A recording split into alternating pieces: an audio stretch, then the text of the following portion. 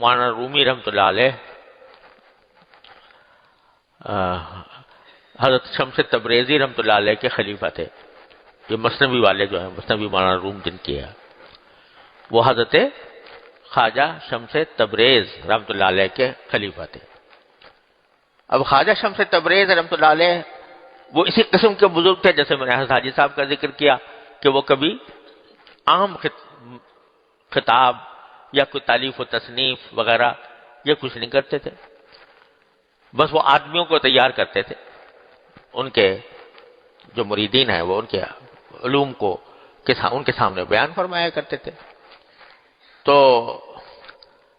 اللہ تبارک و تعالیٰ نے ان کے علوم کو دنیا تک پہنچانے کے لیے حضرت مولانا رومی رحمۃ اللہ علیہ کا انتخاب کر لیا کہ یہ پہنچائیں گے ان کے علوم دنیا تک.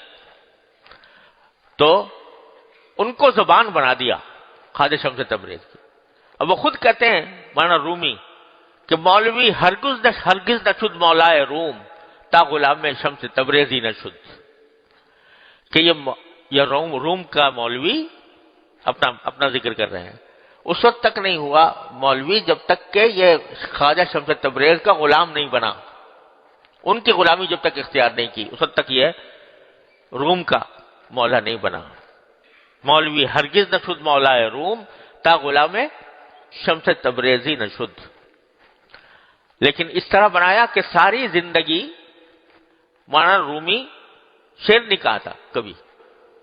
ایک تو آدمی شاعر ہوتا ہے نا، شروع سے اس کی مناسبت ہوتی ہے، وہ شعر کہتا رہتا ہے، کہتے کہتے وہ شعر کا عادی بن جاتا ہے شعر کہنے کا. پھر کوئی اگر شعر کی تصنیف کر دے تو اس سے کچھ بعید نہیں ہوتی. لیکن مولانا رومی بچپن سے کوئی شاعر نہیں تھے، شاعر مزاج نہیں تھے، نہ کبھی کوئی پہلے شعر کہا تھا. جب اللہ تبارک و تعالیٰ نے حضرت خواجہ شمس تبریز رحمۃ اللہ علیہ کے علوم کو ان کے ذریعے دنیا تک پہنچانے کا ارادہ فرمایا، اللہ تعالیٰ کی مشیت اس کی داعی ہوئی، تو اچانک ان کے قلب پر شعر وارد ہونے لگ شروع ہو گئے. جو آدمی کبھی شعر نہ اس نے کہا، نہ کبھی شاعر تھا، نہ کچھ تھا، اچانک دل و دماغ کے اوپر شعر وارد ہونے شروع ہو گئے. بشنو ازن کیوں حکایت می کند بس ددائی ہا شکایت می کند. یہاں سے بس شعر مثنوی شروع ہو گئی. اب وہ جتنے علوم تھے حضرت خواجہ شمس تبریز رحمۃ اللہ علیہ کے، اللہ تبارک و تعالیٰ نے ان کے دل و دماغ پر مثنوی کی صورت میں جاری کر دی. تو وہ مثنوی اب کیا بن گئی؟ مثنوی اللہ اکبر. اب تو مشکل یہ آ گئی کہ فارسی پڑھتے ہی نہیں نا لوگ، تو اس واسطے ان کو پتہ ہی نہیں کہ کیا کیا علوم ہیں اس میں. مثنوی مولانا روم کے اندر مثنوی اس کو پڑھو تو علوم کا دریا بہہ رہا ہے. تمثیلات میں، حکایات کے ذریعے، پتہ نہیں کس کس طرح اس میں علوم نبوت اور علوم ولایت کے دریا بہہ رہے ہیں.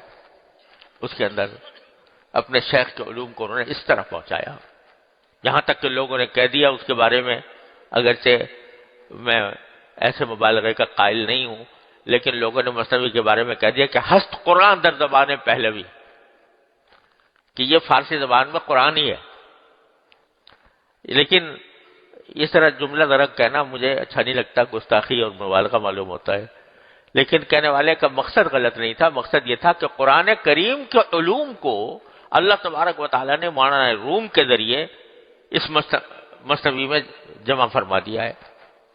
اس طرح جمع فرما دیا کہ قرآن کریم کے علوم مختلف تمثیلات کے ذریعے، حکایات کے ذریعے اور علم و عرفان کی باتوں کے ذریعے اللہ تعالیٰ نے ان کے ذریعے واضح فرمائے ہیں.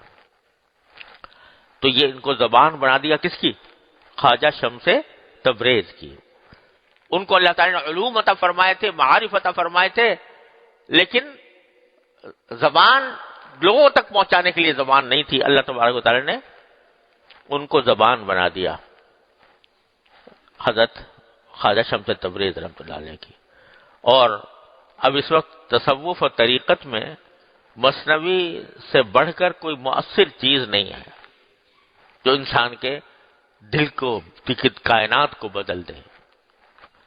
اسی لیے ہمارے حضرت حکیم الامت مولانا تھانوی رحمۃ اللہ نے اس کی شرح لکھی ہے کلید مثنوی کے نام سے اس کی شرح ہے، اسی لیے لکھی ہے تاکہ اس کے علوم اور معارف کو دنیا تک پہنچائیں اور پھیلائیں۔ اللہ تعالیٰ نے یہ توفیق بھی حضرت کو عطا فرمائی۔ تو بعض مرتبہ اللہ تبارک و تعالیٰ کسی بزرگ کے علوم کو دنیا تک پہنچانے کے لیے کوئی زبان منتخب فرما لیتے ہیں۔